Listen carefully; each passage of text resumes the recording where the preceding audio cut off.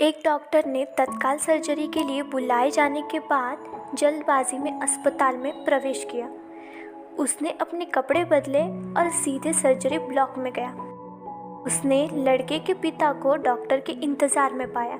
उसे देखते ही लड़के के पिता ने कहा, तुम्हें आने में इतना समय क्यों लगा?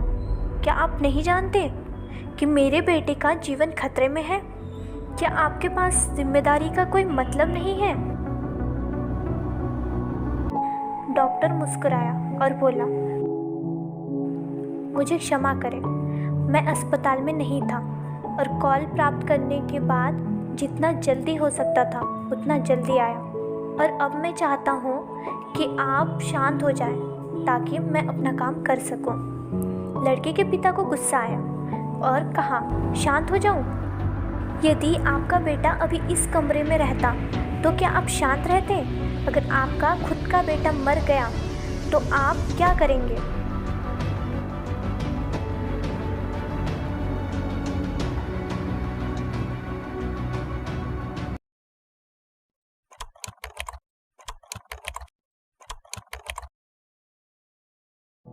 सर्जरी में कुछ घंटे लगे, जिसके बाद डॉक्टर खुश हो गए।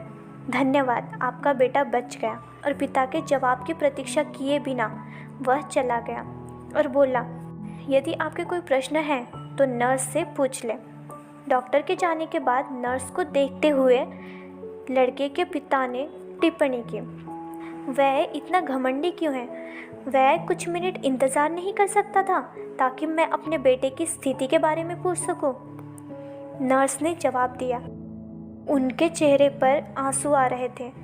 उनका बेटा कल एक सड़क दुर्घटना में मर गया था। जब हमने उन्हें आपके बेटे की सर्जरी के लिए बुलाया था तब वे अपने बेटे की अंतिम संस्कार में थे, और तब उन्होंने आपके बेटे की जान बचाई, और अब वे अपने बेटे का अंतिम संस्कार समाप्त करने के लिए गए।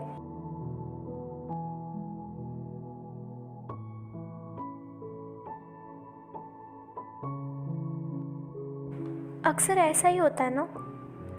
अक्सर हम यही करते हैं, बिना जाने बिना समझे किसी भी इंसान को जज करने लगते हैं। हमें पता भी नहीं होता वो किस हालात में है, वो किस हालात से गुज़र रहा है, किस परिस्थितियों में चल रहा है। ये बहुत गलत बात है। कभी किसी को जज मत करो, क्योंकि आप कभी नहीं जानते कि उनका जीवन कैसा है और वे क्या कर रहे हैं।